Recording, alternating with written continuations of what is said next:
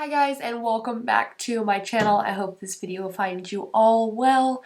Today I'm going to be talking to you guys about all of the hair products that I use on my hair and how I keep it healthy. So basically I'm going to talk to you guys about my whole hair routine. So if that's something that you guys are interested in, then just keep watching. Okay, so I get a lot of questions on the products that I use, and one of that is what I do to my hair. So about, I would say, a year ago, I started getting more serious about how I take care of my hair. I used to use just whatever, like I would just go to like Walmart or Target or what and buy like just whatever shampoo, just like a Garnier or something. And not saying that you can't use that or that that's bad. It's just that I wanted to take it a little my hair care routine to like the next level, because I do have processed hair. My hair is bleached. Obviously, my hair is not naturally this blonde. You can tell by my roots. So if you have a virgin healthy hair, you can probably just get away with using whatever type of shampoo. You don't necessarily need something that is going to help protect it. But like I said, in my case, I wanted to make sure that I'm taking good care of my hair if I'm going to constantly be putting bleach and chemicals on it. If you guys have blonde hair, then you know the struggle. Blonde hair is super hard to maintain. Sometimes I get super frustrated and I just want to be like done with it and go back to having dark hair because it's just so hard to keep it up. It's constantly going in to the salon and getting your roots touched up or getting the highlights done or keeping the brassiness away, because blonde hair does turn unwanted shades of like yellow and orange. So I'm going to talk to you guys about how I combat that. So first of all, I want to start off by talking about the shampoos that I use. I currently use 3 different shampoos, which sounds like a lot. I know it sounds crazy. I even to myself think, am I doing too much? But there is a method to my madness, and I'll explain why I use 3 different shampoos. So the first shampoo that I use is this Olaplex shampoo. I haven't been using it super long, but in the time that I have been using it, I have noticed an insane difference in my hair. If you're going from using like a store-bought shampoo and conditioner to something like this, you're going to notice the biggest difference. Now, if you're going from using another high-end shampoo, then you may not notice as big of a difference. So if you're like me and you're going from a store-bought like that you would get at Walmart or a drugstore, I was actually using the Tresemme shampoo and conditioner to something like this. The very first wash that I used this, I noticed the biggest difference in my hair. So I highly, highly recommend this. It is not cheap though. I got mine on sale. I think it was about $26 for the shampoo and like $25 or something for the conditioner, but it normally retails anywhere from like $28 to $30 a bottle. I was worried that it might not lather up really well because it's made without sulfates, parabens, or gluten. It's also vegan and color safe, which is what you want. You do want a shampoo like that. But sometimes if it doesn't have that in it, some shampoos just don't lather up a lot and you feel like you're not getting your hair clean, but you are. But I do like that that was one thing that I missed when I would use shampoos that didn't have like sulfates and parabens in it. As weird as that sounds, that they might not lather up and I felt like I wasn't getting my hair super clean. But with this, it does lather up really nice, and I do feel like I'm getting my hair really nice and clean. And I only use probably like a dime size, just very little, mainly concentrating it all towards the root and then bringing it down so that I'm not using a whole lot of it.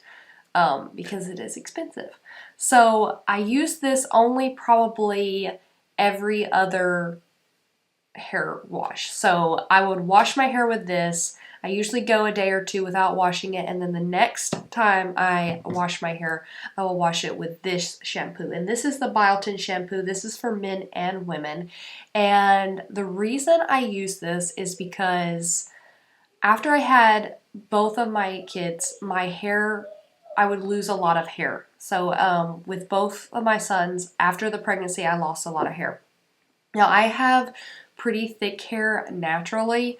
It's very fine, but I have a lot of it. But at times, like I said, after birth, I did lose chunks of it. So I started using a Biotin shampoo, and this helps your hair to thicken up and grow faster. I also started using it again after I cut it. Last year, I think around September, I cut my hair really short. It was about up to here.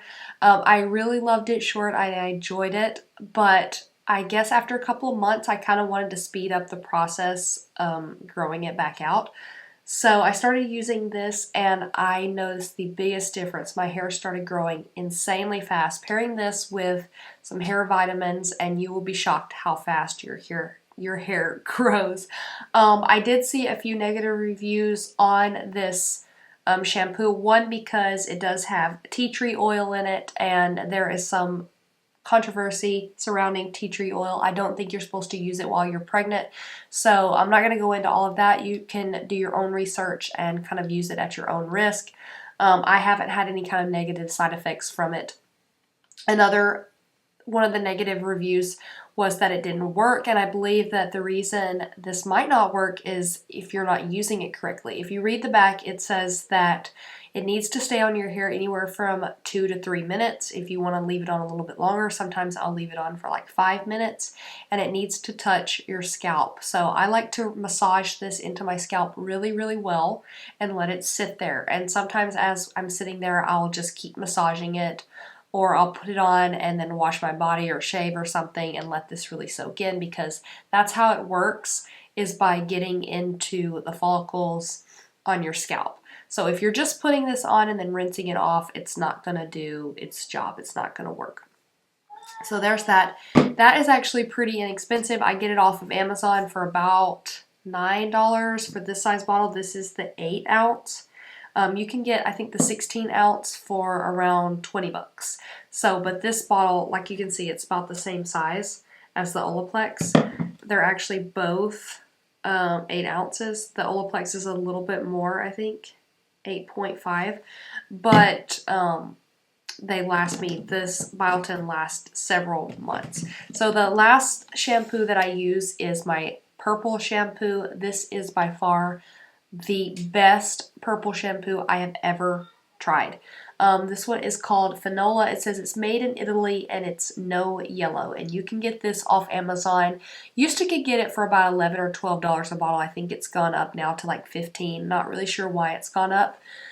But I still think that's pretty good, because a bottle this size will last me the whole year, because I only use it when I notice that my hair is starting to get brassy. So that might be once, maybe twice a month. And like I said, this is so amazing. There was a point in my life when I had blonde hair and I tried so many different purple shampoos, and I was beginning to think that purple shampoo was just some kind of myth, because I never could find one that actually worked until I found this one. And the key to a good purple shampoo is how pigmented the purple is.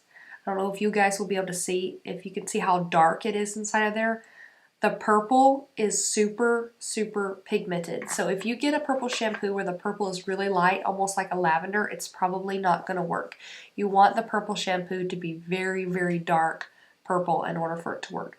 Some of the negative reviews I saw on this was that it stains your hand and it can stain your scalp, and yes, it definitely can. My hands usually do, especially around my nails, get stained purple, but it only lasts for like a couple of hours, maybe a day, if that. If you're someone like me, you wash your hands a lot, then it's not going to stay stained.